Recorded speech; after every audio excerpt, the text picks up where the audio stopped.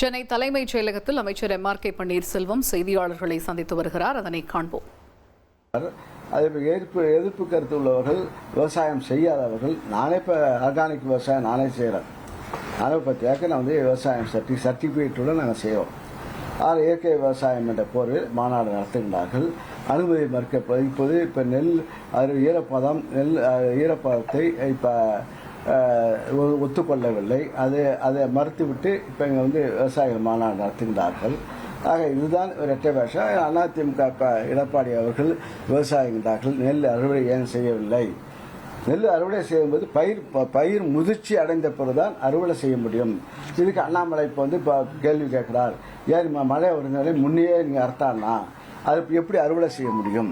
பச்சை பூவும் காயும் அறுவடை செய்ய முடியும் என்ற இதெல்லாம் தெரியாமல் இந்த அரசு மீது தூற்ற வேண்டும் என்ற நோக்கத்தில் அவர்கள் கருத்துக்களை வழங்குகின்றார்கள்.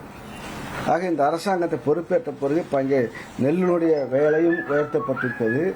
அவர் குறுவை தொகுப்பு மூலமாக அவர்களுக்கு விவசாயிகளுக்கு உதவி செய்கிறது.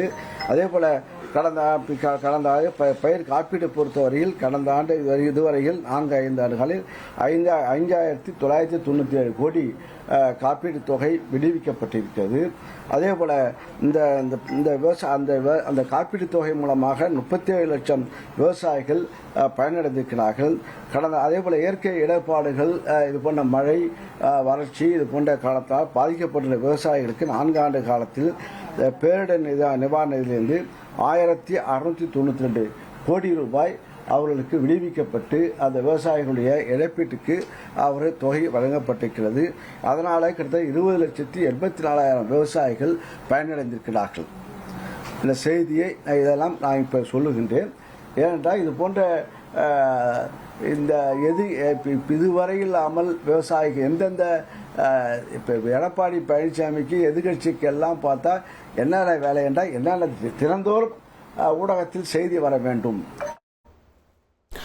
நெல் மூட்டைகள் தேக்கம் அடைந்திருப்பதற்கு மத்திய அரசே காரணம் என்று செய்தியாளர்கள் மத்தியில் பேசுகையில் அமைச்சர் எம்.ஆர்.கே. பன்னீர்செல்வம் தெரிவித்ததை பார்த்தோம்.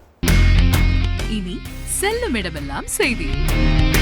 தந்தி டிவியின் வாட்ஸ்அப் சேனலை ஃபாலோ பண்ணினா செல்ல இருக்கும் இடமெல்லாம் செய்தி. இதோ QR கோட் இப்பவே ஸ்கேன் பண்ணுங்க, ஃபாலோ பண்ணுங்க.